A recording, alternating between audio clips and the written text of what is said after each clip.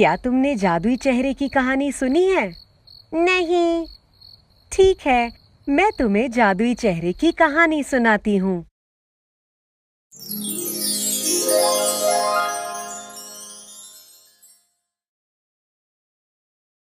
एक गांव में धनीराम नाम का सेठ रहता था। वह बहुत ही धनवान व्यक्ति था। उसकी दो पत्नियां थीं। पहली पत्नी का नाम था रमा और दूसरी पत्नी का नाम था मीना।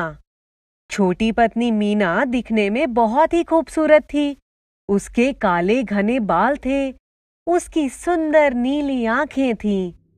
पर बड़ी पत्नी रमा ज्यादा आकर्षक नहीं थी, इसलिए सेठ मीना को ज्यादा प्रेम करता था।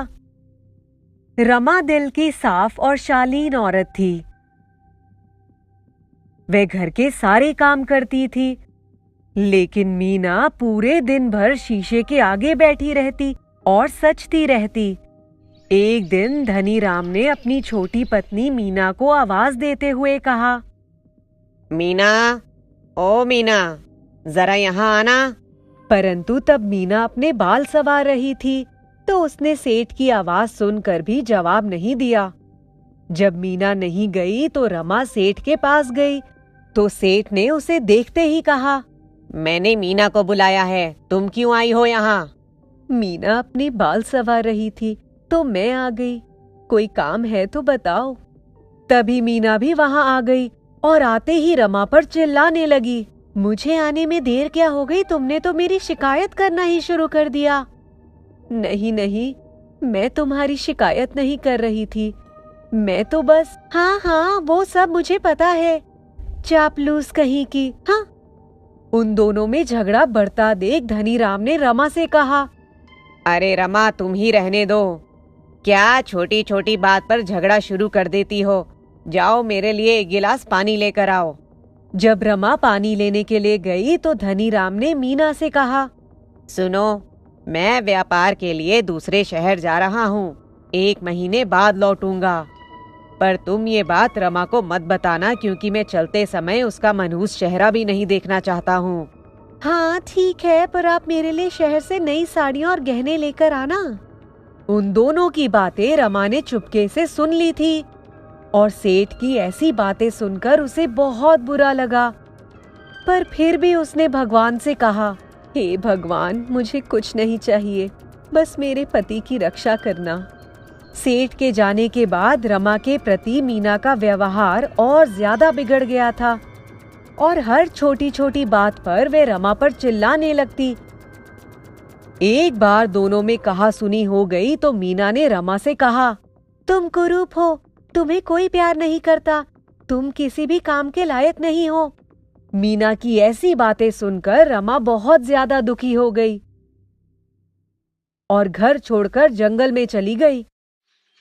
जंगल में जाने पर उसने एक पेड़ देखा जिसके नीचे कचरा पड़ा था, तो रमा ने कहा, ओहो, इस पेड़ के नीचे कितनी गंदगी है, मैं यहाँ सफाई कर देती हूँ। और रमा ने जैसे ही सफाई की तो वह पेड़ बोलने लगा, तुम एक नेक दिल इंसान हो, तुम्हारे सारे दुख इस कचरे की तरह साफ हो जाएंगे। इस पर रमा ने पेड़ को शुक्रिया कहा और आगे चली गई। आगे चलने पर उसने एक केले का पेड़ देखा जो केलों के भार की वजह से एक तरफ झुक गया था। ये पेड़ तो झुक गया है, इसे सहारे की जरूरत है। उसके बाद रमा ने एक लकड़ी लगाकर झुके पेड़ को सहारा दिया तो वह पेड़ भी बोलने लगा, जैसे तुमने मुझे भार की वजह से गिरने से बचाया है, वैसे ही तुम भी हमेशा दुखों के भार से बची रहोगी। रमा ने केले के पेड़ को भी शुक्रिया कहा और आगे चली गई। आगे चलने पर उसे एक पेड़ दिखा जो लगभग सूख चुका था। अरे, इस पेड़ को तो पानी की जरूरत है, नहीं तो ये सूख कर मर जाएगा।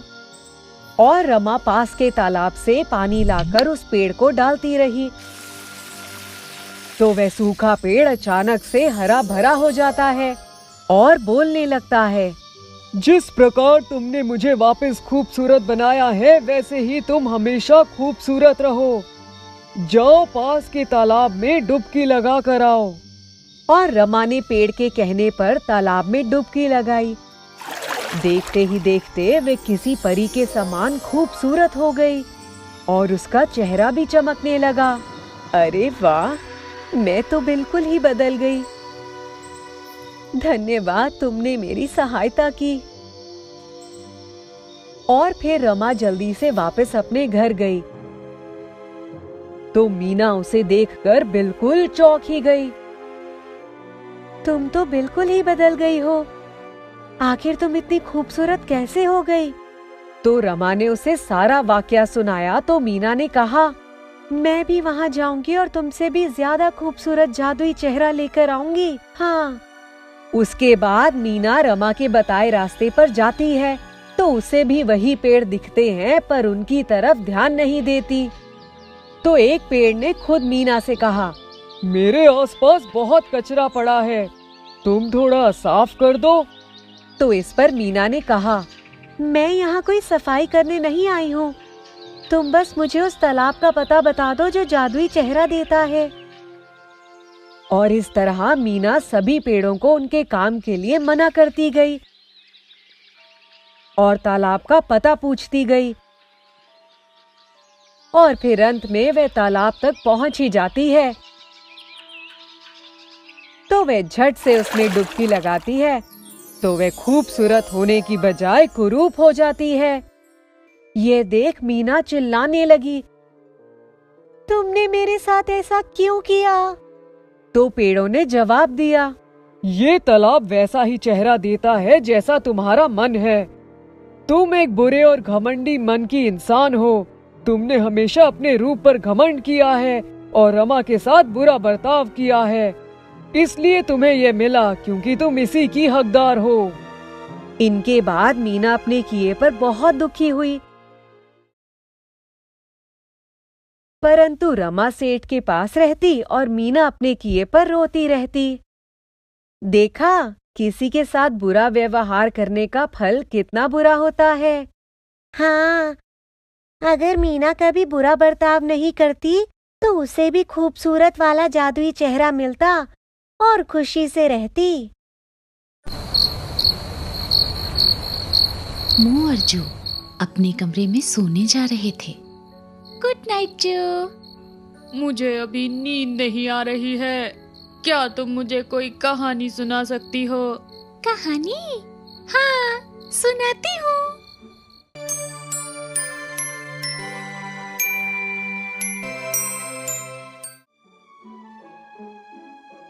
एक समय की बात है, एक राजा था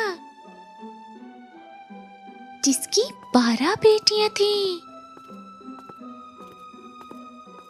सभी राजकुमारियां बहुत ही सुंदर थीं और शादी के लायक भी हो गई थीं। तभी राजा को एक बात पता चलती है कि उसकी सारी बेटियां रात भर नाचती हैं, मगर कहाँ और कैसे ये किसी को नहीं पता था। राजा बहुत कोशिश करता है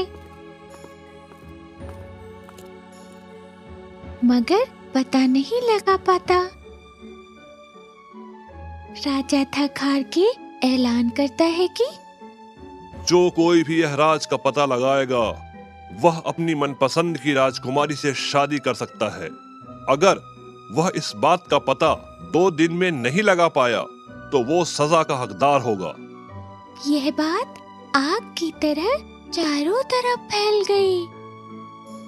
तभी पड़ोसी राज्य से एक राजकुमार आया और बोला, राजा जी, अगर आपकी अनुमति हो तो क्या मैं इस राज का पता लगा सकता हूँ?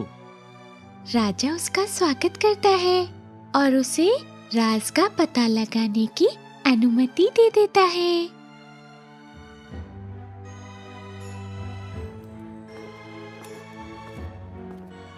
रात के भोजन के बाद राजकुमार अपने कमरे में चला जाता है।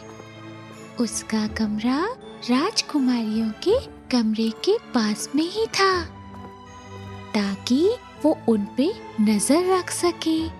राजकुमार उन पे लगातार नजर बनाए हुए था।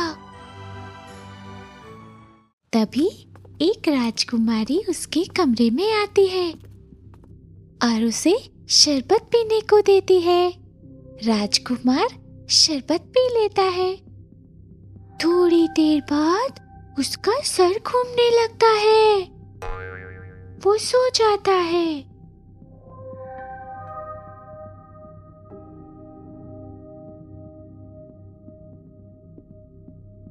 सुबह वो उठता है तो देखता है कि राजकुमारियां नाच के वापस आ गई हैं। ऐसे ही 2 दिन हो जाते हैं।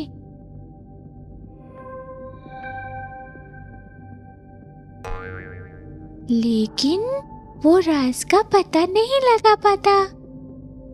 राजा ने भी उस पर दया नहीं दिखाई और उसे कारावास में भेजने का आदेश दे दिया।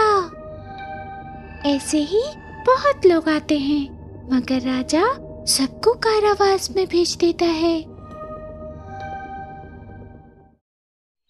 कुछ दिनों बाद एक सैनिक राजमहल की तरफ जा रहा था।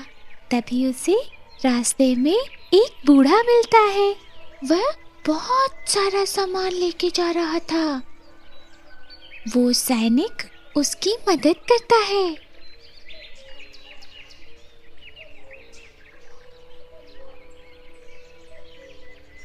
और उसे उसके घर छोड़ देता है। अरे बेटा, तुम कहाँ जा रहे हो? मैं इस नगर के राजमहल जा रहा हूँ। राजकुमारियों के नाच का पता लगाने। हाँ बेटा, बस तुम शरबत मत पीना जो राजकुमारियां तुम्हें देंगी।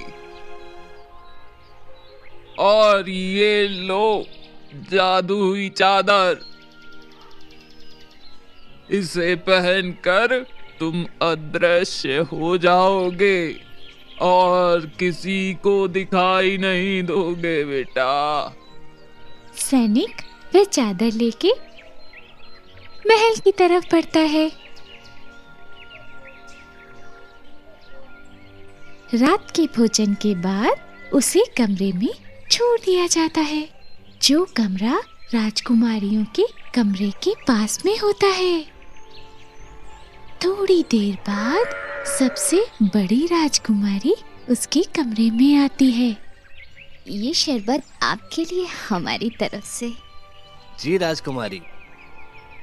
सैनिक वो शरबत पी लेता है, मगर निगलता नहीं है और सोने का नाटक करता है। राजकुमारी खुश होके वहां से चली जाती है। चलो, अब हम नाच के लिए चल सकते हैं। राजकुमारी अपने पलंग को धक्का देती है तो एक सुरंग दिखाई देती है। सभी राजकुमारियां उस सुरंग के अंदर जाती हैं। सैनिक ये सब देख लेता है।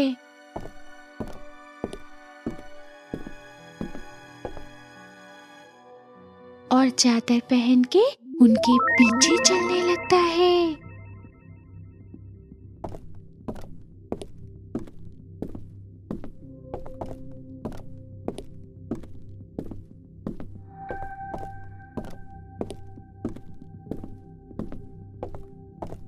थोड़ी देर बाद एक नदी आती है। सैनिक देखता है कि वहाँ 12 नावों में 12 राजकुमार राजकुमारियों का इंतजार कर रहे थे।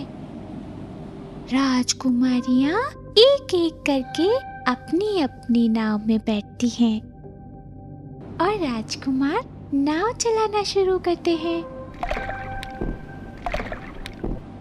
सैनिक भी एक नाव में बैठ जाता है।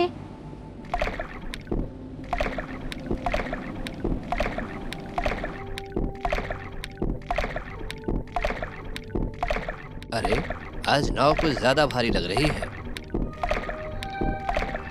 थोड़ी देर बाद एक महल आता है। सब लोग महल के अंदर जाते हैं।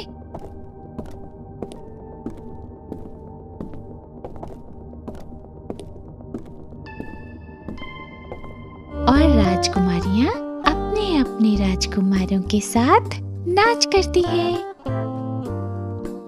सैनिक ये सब देख रहा होता है।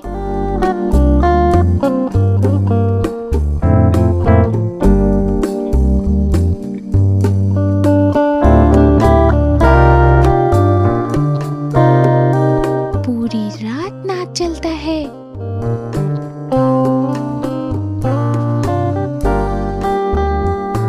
फिर सब महल के बाहर निकलते हैं।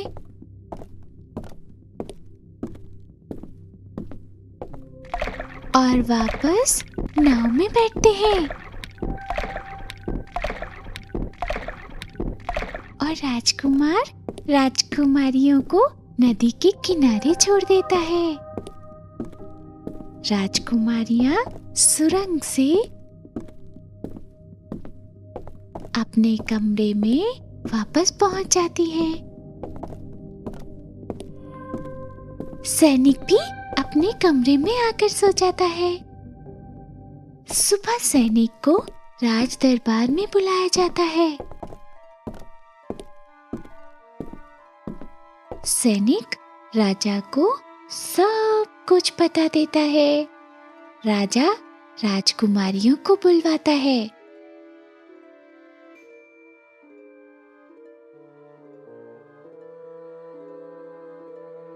क्या यह सैनिक सच बोल रहा है? हाँ पिताजी। राजा मुस्कुराता है और सैनिक से पूछता है, तुम मेरी किस बेटी से शादी करना चाहते हो? सबसे बड़ी राजकुमारी से। राजा दोनों की शादी बड़े धूमधाम से करा देता है।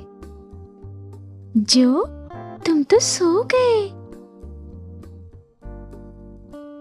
और फिर मुंह भी सो जाती है। हाय, मैं मो हूँ। हाय, मैं जो हूँ। और वीडियो देखने के लिए हमें सब्सक्राइब करें।